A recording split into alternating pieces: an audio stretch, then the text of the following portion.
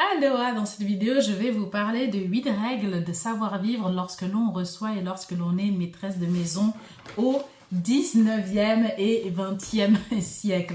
J'ai trouvé dans une petite brocante ce superbe livre, cette encyclopédie de la maîtresse de maison. Et il y a tellement de règles dedans, de règles qu'on utilise toujours aujourd'hui dans certains milieux bien sûr, mais de règles qui sont également désormais désuètes. J'en ai sélectionné 8 spécifiquement pour la réception, pour quand on reçoit à la maison et qu'on est maîtresse de maison. C'est une vidéo qui va aller vite parce qu'on ne va pas s'appesantir sur est-ce que la règle est toujours applicable aujourd'hui ou pas. Honnêtement, j'ai sélectionné mes 8 règles préférées, celles qui m'ont fait un petit quelque chose et que j'ai eu envie de vous partager. Commençons sans plus attendre.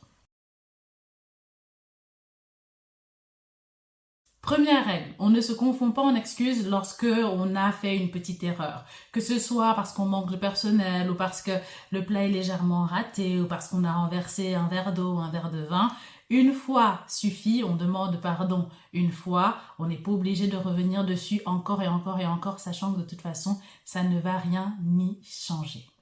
Deuxième règle, les invités doivent attendre que la maîtresse de maison se soit assise pour pouvoir s'asseoir eux-mêmes. Et lorsque justement on est la maîtresse de maison, eh bien, et que éventuellement on a d'autres choses à faire, on doit retourner par exemple en cuisine, eh bien, on va d'abord dans un premier temps s'asseoir avec les invités pour leur donner le signe que ça y est, ils peuvent s'asseoir avant de se relever et de vaquer à nos occupations.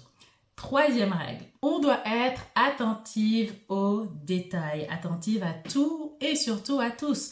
Être sûr que personne ne manque de rien, que tout le monde a bien son petit morceau de pain près de lui, que les verres de vin soient bien remplis, etc. Cependant, cela ne doit pas prendre le pas sur la conversation elle-même parce que être orienté détail, c'est bien, mais quand on reçoit, c'est aussi pour l'expérience sociale, pour passer du temps avec les autres. Ce n'est pas juste pour démontrer sa capacité à recevoir dans les meilleures conditions possibles. D'ailleurs, même si on voulait recevoir dans les meilleures conditions possibles, eh bien, il faudrait prendre le temps de converser avec chacun et chacune et de ne pas rester absorbé par les détails matériels. Quatrième règle, une que je trouve assez intéressante et que franchement, je suis pas sûre que je l'utiliserais si je devais, c'est le potage. Si vous servez du potage, vous devez le servir brûlant afin qu'il puisse refroidir naturellement lors des premières conversations, etc. Sachant que lié au potage aussi, il y a la règle qui veut que lorsque l'on porte la cuillère à sa bouche, si le potage est trop chaud, eh bien on ne peut pas souffler sur la cuillère. On doit attendre qu'il ait refroidi naturellement. Bref, maîtresse de maison, vous étiez censé servir votre potage brûlant.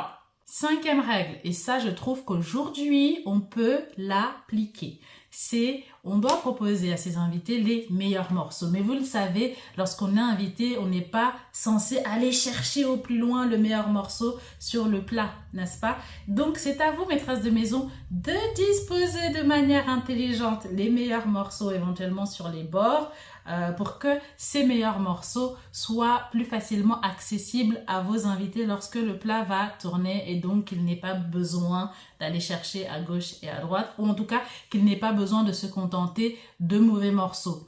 Là, il nous précise également que on n'a pas à avoir de très mauvais morceaux tels que le cou d'un poulet par exemple ou la carcasse sur le plat, mais après ça on est sur des détails. Sixième règle, et je la trouve également très intéressante, si on est au régime, disons, si on est au régime, et là on n'est pas en train de parler d'une maladie ou d'une condition physique qui nous oblige à manger certaines choses, sinon ce serait dangereux pour notre santé. On parle d'un régime parce qu'on a par exemple envie de maigrir ou de sécher ou de grossir, bref. Si on est au régime, eh bien on ne se fait pas un plat différent lorsque l'on reçoit. Tout simplement, on va manger en plus petite quantité où on va réfléchir en amont à ce qu'on va proposer aux invités afin de pouvoir partager le repas qu'on leur offre. Ça ne se ferait pas d'avoir un plat complètement différent ou pire encore, d'avoir un plat vide tandis que les invités, eux, mangent.